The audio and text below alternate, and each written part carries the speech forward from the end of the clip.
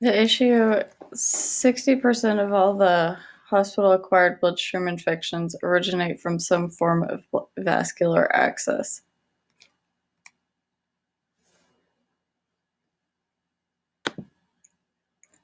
One of the 2019 National Patient Safety Goals is to use proven guidelines to prevent infections of blood from central lines. Most cases are preventable with proper aseptic techniques, surveillance, and management strategies. According to the American Journal of Critical Care Medicine, the use of chlorhexidine impregnated dressings are shown to have a reduction of CLABSIs by 67% and 46% when compared to use of regular Tegaderm. These are a couple of examples of chlorhexidine dressings, the BioPatch, and then the Tegaderm with the CHG or chlorhexidine little square in it. Analysis, the strengths identified, Stormont Vail is actually already approved. The use of chlorhexidine dressings, evidence shows that these do decrease the CLABSIs. We're fortunate to have an IV therapy department. HLC education has gone out to all staff and their flyers up in the bathrooms to read. These are going to be great for our patients, to improve central line care for our patients. These dressings are ultimately cheaper than the cost of a CLABSI.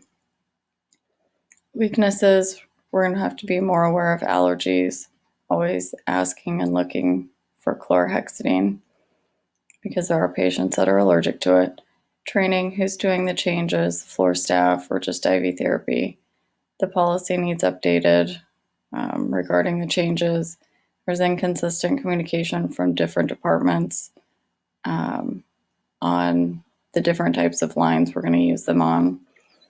Each dressing is about $5 each, so using them inappropriately is going to be costly to the units.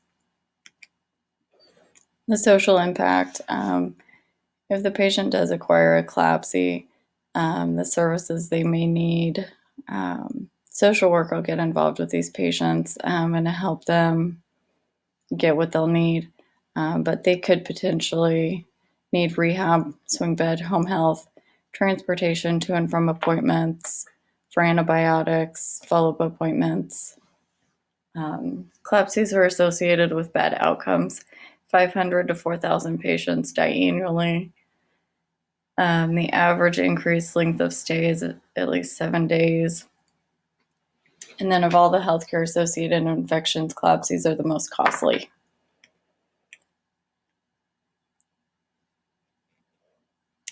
Recommendation, our patients deserve the best, so they should have the best.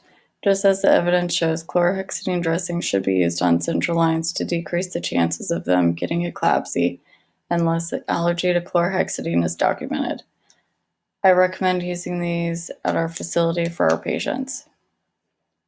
In order to perform these dressing changes, I believe that the staff should demonstrate competency, and it should be documented. So the IV therapy staff, I think, should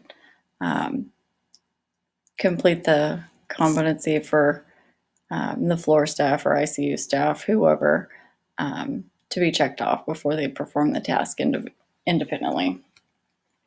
And then don't forget the basics: hand hygiene, scrub the hub, proper line care per policy, flushing, tubing changes, etc. Prevention of bloodstream infections is very important and should be a high priority to everyone. This requires diligent cooperation from all staff, as well as education. We need to make the change, like the evidence shows, to provide better outcomes for our patients. The use of chlorhexidine dressings may improve patient outcomes and ultimately decrease costs when compared to the cost of a CLABSI. And these are my resources.